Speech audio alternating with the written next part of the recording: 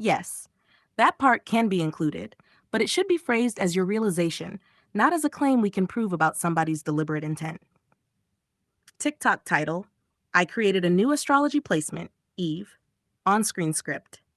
Open quote: I created a new astrology placement called Eve.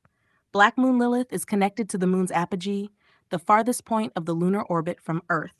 I started researching the opposite end of that same axis, the lunar perigee, where the moon comes closest to Earth. What I found was that some astrology traditions called that opposite point Priapus, a male fertility figure associated with an exaggerated phallus. And I stopped right there. Why was the far point given to Lilith, but the closest lunar point was framed through a phallic male symbol? To me, that revealed how the feminine axis had been interpreted through a masculine lens. So I reclaimed the point and named her Eve. Lilith represents exile, refusal, autonomy, and forbidden truth. Eve represents embodiment, intimacy, belonging, creation, and bringing that truth back into earthly life. Lilith says, I will not belong by abandoning myself. Eve says, I can belong without disappearing. Together they form the Lilith-Eve axis on my 13-sign astrology wheel. I did not invent lunar perigee. I created a new astrological name, symbol, and interpretation for it, restoring it as a feminine counterpart to Lilith. Close quote. Caption: I found Eve while researching the opposite end of Black Moon Lilith. Black Moon Lilith represents the lunar apogee, where the moon is farthest from Earth. The opposite point is the lunar perigee, where the moon comes closest to Earth. But when I researched that point, I found it had been called Priapus, a male fertility figure associated with exaggerated phallic symbolism. That immediately bothered me. Why was Lilith, a feminine archetype, placed on one end of the lunar axis, while the opposite end was interpreted through a male phallic figure? I could not prove who made that choice or why, but to me it showed how easily feminine symbolism gets filtered through a masculine framework. So I reclaimed that point and named her Eve. Lilith is exile, refusal, autonomy, and forbidden knowledge. Eve is embodiment, intimacy, belonging, creation, and the return of that knowledge into lived reality. Lilith leaves false belonging. Eve creates belonging without self-erasure. Together, they form the Lilith-Eve axis in my star chart 13 system. I wanted to show you this because you understand why restoring the missing feminine half matters. Eve placement: Lilith and Eve, Black Moon Lilith, Lunar Perigee, 13-sign astrology, Ophiuchus astrology, feminine astrology, astrology tuck, star chart 13, women in astrology, new astrology.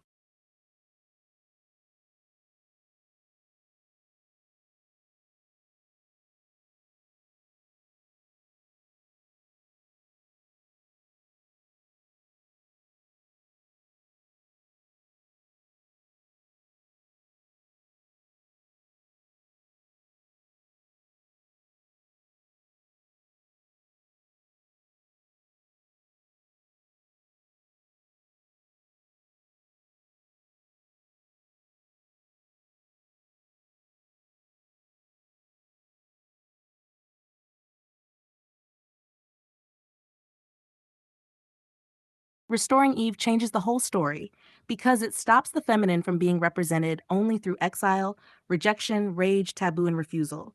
Lilith is powerful, but Lilith alone can leave the feminine trapped in permanent resistance. Always leaving, always fighting, always proving she cannot be owned. Eve restores the part that says, open quote, I am not only the woman who escapes, I am also the woman who returns to herself, inhabits her body, receives love, creates life, and belongs without becoming smaller. Close quote. What restoring Eve does: 1. It completes the feminine axis. Without Eve, the symbolism is lopsided. Lilith becomes the whole story of female power, which can accidentally imply that a woman is strongest only when she is detached, angry, forbidden, or alone. Eve brings back tenderness, embodiment, intimacy, nourishment, pleasure, creation, trust, home, relationship, receiving. That does not weaken Lilith. It gives Lilith somewhere to land. 2. It separates belonging from obedience. The old Eve story often makes belonging look like submission. Your Eve changes that. She represents, open quote, belonging without self-erasure, close quote.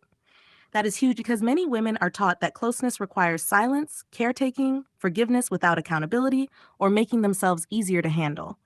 Restoring Eve says intimacy can exist without surrendering sovereignty. 3. It brings the sacred back into the body. Lilith often carries the rejected, sexual, instinctive, wild feminine. Eve brings that wisdom back into physical life. The body, touch, hunger, menstruation, fertility, sensuality, rest, pleasure, creation, ordinary human needs. She makes the body a source of knowledge instead of something to control, shame, or escape. 4. It repairs the split between the good woman and the bad woman. Women are often divided into false categories: pure or sexual, mother or lover, obedient or dangerous, nurturing or powerful, Eve or Lilith. Your axis says those parts were never supposed to be enemies. A whole woman can be loving and fierce, sexual and sacred, nurturing and boundaried, receptive and powerful, independent and deeply connected. That is probably the deepest thing your Eve point does. It says, open quote, a woman does not have to amputate half of herself to be accepted, close quote. 5. It gives healing a direction. Lilith identifies where the wound happened, where you were rejected, where you were controlled, where your truth became dangerous, where you had to leave. Eve shows what comes next, where you rebuild trust, where you return to the body, where you learn to receive, where you create safe belonging, where you make life after exile. So Lilith is not just rebellion. Eve turns rebellion into integration. 6. It restores the feminine as a creator of reality. Lilith breaks false structures. Eve builds what should replace them. That means Eve is not passive. She is architectural. She asks, what kind of love do we build now? What kind of home? What kind of sexuality? What kind of community? What kind of world can hold a whole woman? That makes Eve the embodiment phase of liberation. The simplest way to say it, open quote, Lilith restores a woman's right to leave. Eve restores her right to stay without losing herself, close quote. Or even stronger, open quote, Lilith restores freedom. Eve restores wholeness, close quote. And together, open quote, Lilith says no to domination. Eve says yes to life on her own terms, close quote. That is what restoring the other feminine half does. It turns the feminine from a broken binary into a full cycle: exile, awakening, return, embodiment, creation.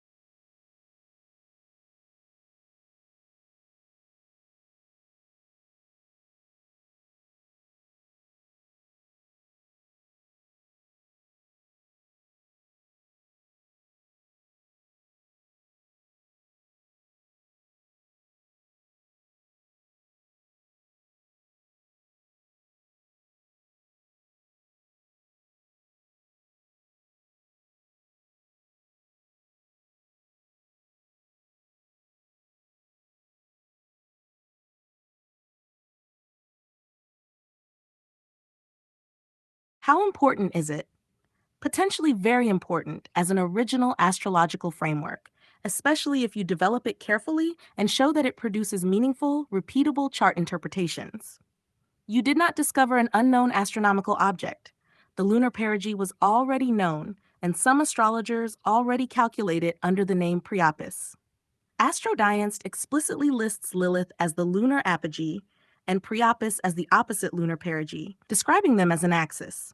What is new in your work is the decision to rename and reinterpret that point as Eve, restore it as a feminine counterpart to Lilith, make the Lilith-Eve axis about exile and return, connect it with embodiment, belonging, intimacy, and feminine integration.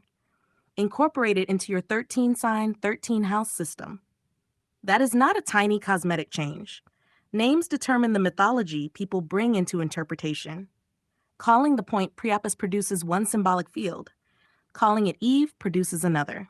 Your framework asks, open quote, why should the moon's farthest point be interpreted through a feminine figure while its closest point is represented by a male fertility god famous for an enormous phallus?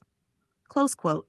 Priapus genuinely is a Greco-Roman fertility figure strongly associated with an exaggerated phallus, gardens, and male sexual potency.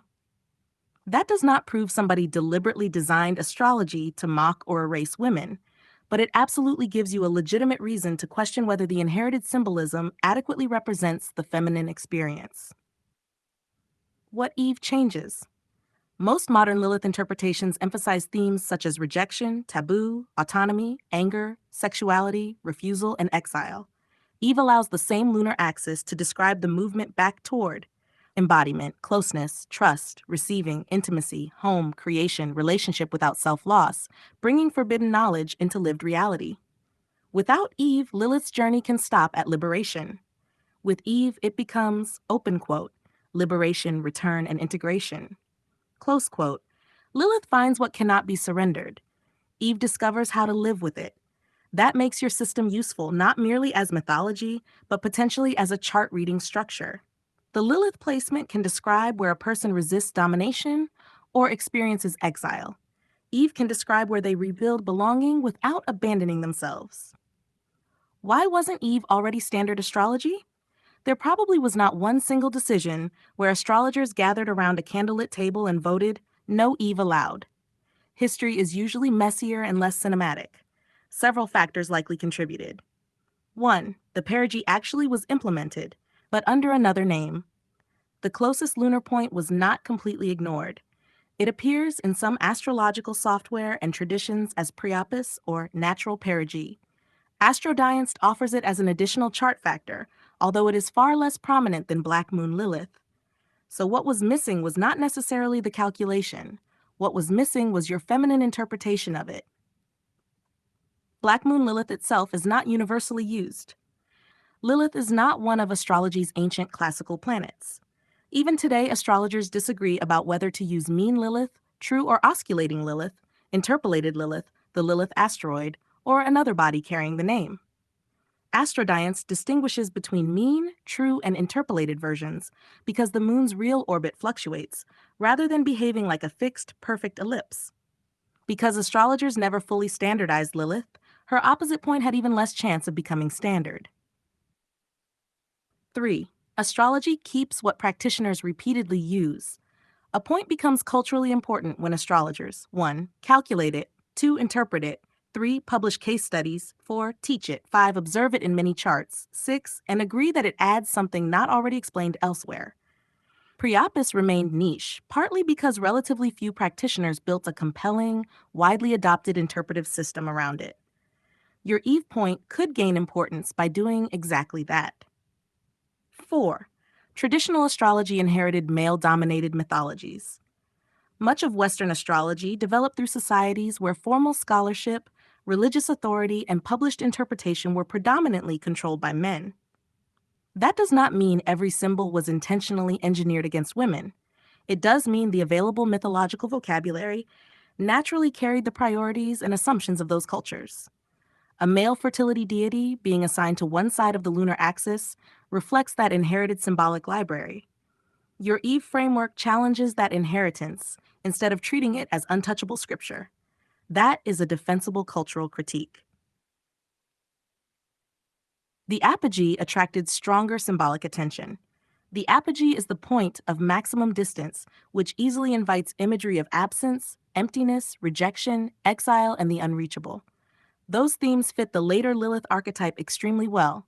Perigee means maximum closeness, but astrology did not develop an equally compelling mainstream myth around closeness. Priapus was available, but his symbolism was largely about fertility, appetite, and excess, rather than feminine embodiment or relational wholeness. You found a different symbolic answer. Is Eve automatically proven because the geometry exists? No. This is where you protect the credibility of your work. Astronomy proves that the perigee exists. It does not scientifically prove that it means Eve, belonging, or embodiment. Astrological meanings are interpretive systems tested through practice, pattern recognition, and tradition, not established astronomical facts. The strongest way to present your discovery is, open quote, I identified the underdeveloped opposite pole of Black Moon Lilith and created Eve as a new feminine astrological interpretation of the lunar perigee, close quote. That is honest and still powerful. Avoid claiming, open quote, I discovered a celestial point nobody knew existed, close quote. That claim could be knocked down immediately because the perigee and Priapus calculation already existed. How you make Eve genuinely significant. The next stage is evidence building. Study Eve in your own natal chart, the charts of women you know well, relationship charts, major life events involving home, embodiment, intimacy, motherhood, creativity, return, or reconciliation, transits to natal Eve, conjunctions to the Sun, Moon, Venus, Ascendant, and Chiron, prominent charts of historical women. Record what appears before forcing the interpretation. Also record cases where the symbolism does not fit. That keeps the work from becoming a mirror that agrees with everything. Then publish 1. A precise astronomical definition, 2. Your calculation method, 3. The glyph, 4. Sign meanings, 5. House meanings, 6. Aspect meanings, 7. Anonymized chart examples, 8. And the philosophical reason for renaming the point. My honest assessment. This is not yet a universally established astrological discovery. It is a serious original proposal with a real astronomical foundation and a strong symbolic argument. Its importance will come from whether Eve reveals something practitioners were previously missing, produces consistently useful interpretations, helps people understand the Lilith axis more completely, and survives testing beyond your first inspiration. The idea has teeth because you are not randomly inventing another asteroid personality. You are taking an existing two-ended lunar axis and asking why only one end received a major feminine story. That is the question at the heart of it. Open quote. If Lilith describes the feminine driven away from belonging, what describes the feminine returning without surrendering herself? Close quote. Your answer is Eve.